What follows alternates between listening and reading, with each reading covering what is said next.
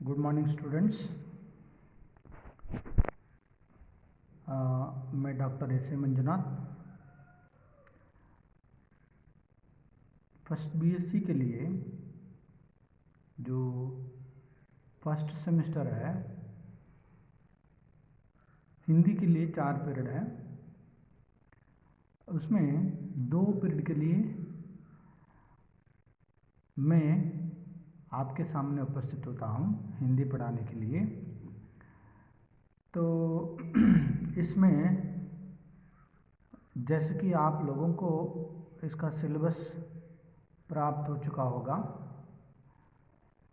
देखिए, सिलेबस इस प्रकार का होता है। फर्स्ट सेमेस्टर में इसमें 4 यूनिट्स होते हैं। फर्स्ट यूनिट गद्य सोपान निबंध संग्रह है। इसके अंतर्गत 4 गद्य हैं। आचार्य रामचंद्र शुक्ल की मित्रता है। माधवराव सप्रे का गद्य योग्यता और व्यवसाय का चुनाव है। और उसके बाद डॉक्टर नगेंद्र मास्को यात्रा, उनका गद्य है। महादेव वर्मा का गद्य गीसा। सेकंड यूनिट में 4 गद्य हैं। विद्यानिवास मिश्र का वसंत आ गया पर कोई उत्कंठा नहीं। हरिशंकर परसाई का इंस्पेक्टर माता दिन चांद पर। और तीसरा गद्य है कुर्तुल नैदर आईने के सामने। चौथा है डॉक्टर एपीजे अब्दुल कलाम भारत में रॉकेट विज्ञान। तीसरे यूनिट में सैद्धांतिक व्याकरण है। उसमें 4-5 विभाग है। नंबर 1 शब्द भेद परिवर्तन के आधार पर। नंबर 2 विकारी शब्द भेद। नंबर 3 अविकारी शब्द भेद। नंबर 4 लिंग वचन परिवर्तन के नियम के अनुसार। मतलब इसमें सिर्फ परिवर्तन के नियम जानेंगे। और 5वां जो है उसमें कारक भेद काल भेद। और 4th यूनिट में व्याकरणिक, जिसकी व्यावहारिक व्याकरण होता है। संक्षेपण पल्लवन, नंबर 1 संक्षेपण है, नंबर 2 पल्लवन है, और नंबर 3 स्ववृत्त लेखन विवाह के लिए, नौकरी के लिए। नंबर 4 आपठित गद्यांश। इस प्रकार यहाँ पर आपके लिए फर्स्ट सेमेस्टर का सिलेबस होता है। और इस फर्स्ट सेमेस्टर के सिलेबस में डिवीजन ऑफ मार्क्स, मतलब क्वेश्चन पेपर पैटर्न किस प्रकार का होता है, उसे देख सकते हैं। इसमें 9 क्वेश्चंस होते हैं। नंबर 1 ऑब्जेक्टिव क्वेश्चंस, उसके 10 अंक हैं। Number 2 annotation questions, first unit और सेकंड यूनिट में चॉइस होता है 10 अंक के लिए। नंबर 3 एसे टाइप क्वेश्चंस है। यूनिट नंबर 1 और 2 में उसमें इंटरनल चॉइस होता है। 4th क्वेश्चन में थियोरेटिकल क्वेश्चन यूनिट नंबर 3 से 2 आउट ऑफ 3 होगा 10 अंक के लिए।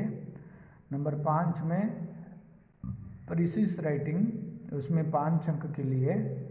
और नंबर 6th क्वेश्चन है पल्लवन, 5 अंक के लिए। नंबर 7th बायोडाटा, जिसे हम स्ववृत्त लेखन कहते हैं, वह उसके लिए 5 अंक है।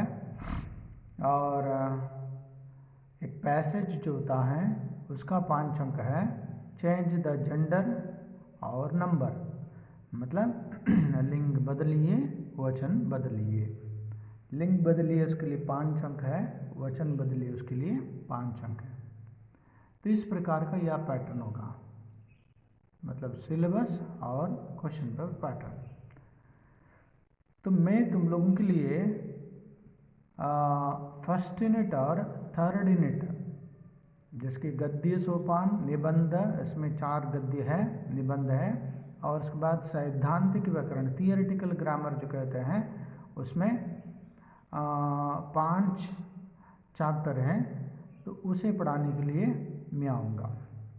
तो मित्रों अभी हम यहाँ सैद्धांतिक व्याकरण में शब्द भेद परिवर्तन के आधार पर देखते हैं, विकारी शब्द और अविकारी शब्द भेद हैं, और चौथा है लिंग वचन परिवर्तन के नियम, और 5वां है काल भेद।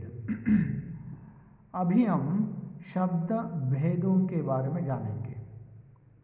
शब्द भेदों के बारे में देखिए, यह शब्द विचार या शब्द भेद,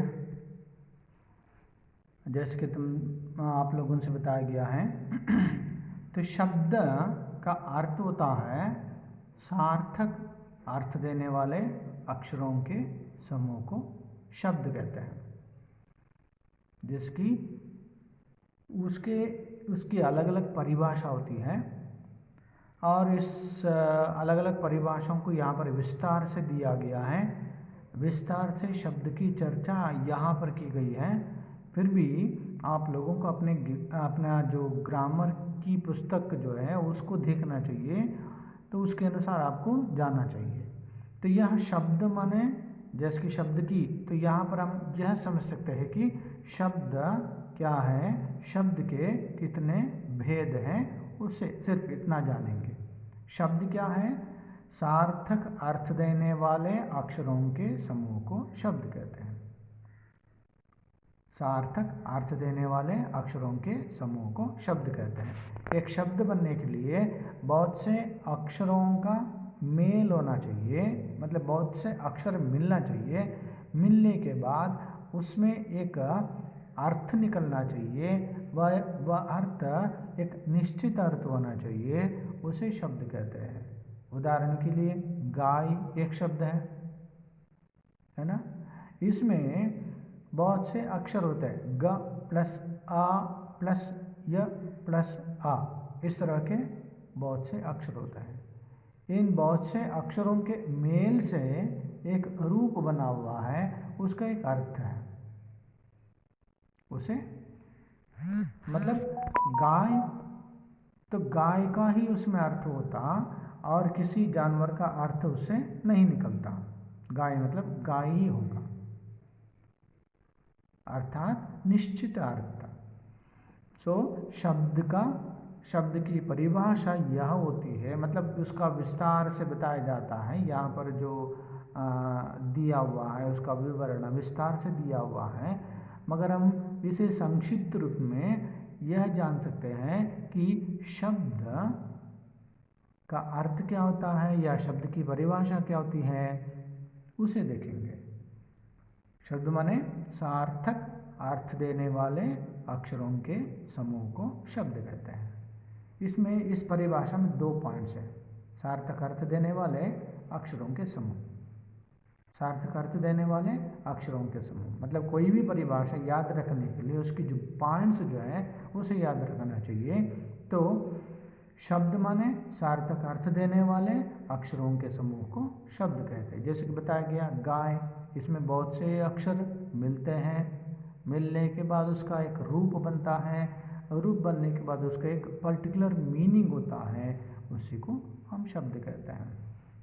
तो यहाँ विस्तार से दिया गया इस जो ग्रामर का पोर्शन जो होता है, इसमें हम इस तरह के जो विस्तार से हम नहीं जानेंगे।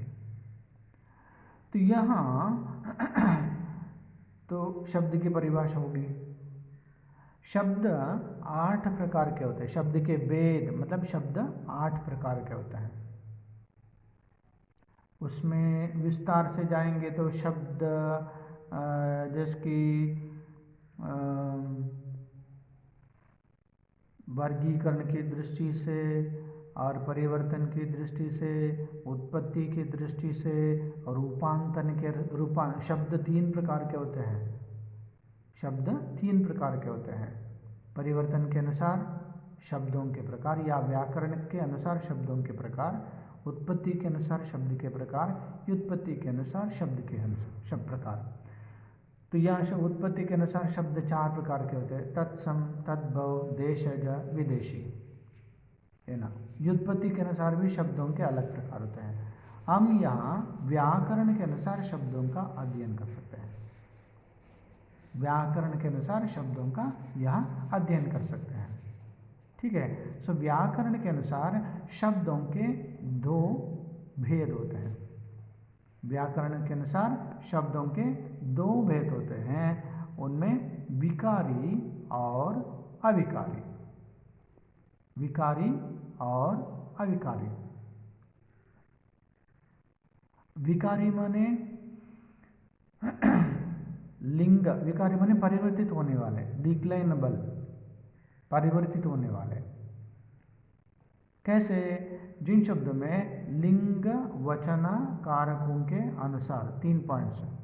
जिन शब्दों में लिंग वचन कारकों के अनुसार परिवर्तन होता है उन्हें विकारी कहते हैं। विकारी माने परिवर्तित होने वाले। और दूसरा भाग क्या होता है? अविकारी, अथवा उसे अव्यय कहते हैं। उसे अव्यय कहते हैं, है ना। इसके यहाँ पर दिया गया है विकारी अविकारी। रूपांतर के अनुसार शब्दों के 2 भेद होते हैं, विकारी अविकारी, है ना। रूपांतर या व्याकरण के अनुसार या परिवर्तन के अनुसार। तुम लोगों के सिलेबस में यह है, तो पहले हमें यह जानना चाहिए कि शब्द क्या है, और दूसरा क्या है शब्द के भेद, ठीक है। सो शब्द क्या है उसके बारे में आप लोगों को बताया गया है। सार्थक अर्थ देने वाले अक्षरों के समूह को शब्द कहते हैं। और उदाहरण के लिए गाय, बैल, इस तरह के अलग अलग। तो शब्द रूपांतर के अनुसार मुख्य रूप से 2 भेद होते हैं। भेद माने प्रकार। नंबर 1 विकारी, नंबर 2 अविकारी। विकारी जिन शब्दों में लिंग वचन कारकों के अनुसार परिवर्तन होता है। देखिए, जिस शब्द के रूप में कोई विकार होता है, विकार माने परिवर्तन, किसके अनुसार परिवर्तन? लिंग वचन कारकों के अनुसार, वह विकारी है। सो विकारी माने जिन शब्दों में लिंग वचन कारकों के अनुसार परिवर्तन होता है वह विकारी है। और दूसरा भाग है अविकारी अथवा अव्यय। अव्यय मतलब या अविकारी मतलब जिन शब्दों में लिंग वचन कारकों के अनुसार परिवर्तन नहीं होता। जिन शब्दों में लिंग वचन कारकों के अनुसार परिवर्तन नहीं होता उन्हें अविकारी कहते हैं, ठीक है। तो विकारी शब्द 4 प्रकार के हैं, अविकारी शब्द 4 प्रकार के हैं। तो इस प्रकार हिंदी में रूपांतर के अनुसार या व्याकरण के अनुसार या परिवर्तन के अनुसार 8 प्रकार के शब्द होते हैं। उन्हें पार्ट्स ऑफ स्पीचेस कहते हैं। उन्हें पार्ट्स ऑफ स्पीचेस कहते हैं, ठीक है। तो यहाँ पर पहला यह जो विषय होगा शब्द के प्रकार। शब्द माने सार्थक अर्थ देने वाले अक्षरों के शब्दों को, सार्थक अर्थ देने वाले अक्षरों के समूह को शब्द कहा जाता है।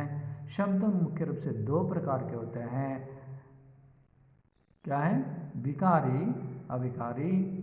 विकारी माने जिन शब्दों में लिंग वचन कारकों के अनुसार परिवर्तन होता है उसे विकारी कहते हैं। अविकारी माने जिन शब्दों में लिंग वचन कारकों के अनुसार परिवर्तन नहीं होता।